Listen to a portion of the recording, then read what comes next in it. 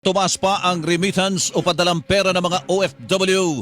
Sa datos ng Bangko Sentral ng Pilipinas o BSP, umabot sa $3.17 billion ang cash remittance ng mga OFW noong Oktubre na mas malaki kumpara sa $3.08 billion na naitala sa kaparehong buwan ng 2024. Maging ang personal remittance na kinabibilangan ng in-kind o padalang mga gamit noong Oktubre pumalo sa $3.52 billion na mas malaki ang 100 million ng $100 million kumpara sa $3.42 billion noong Oktubre 2024.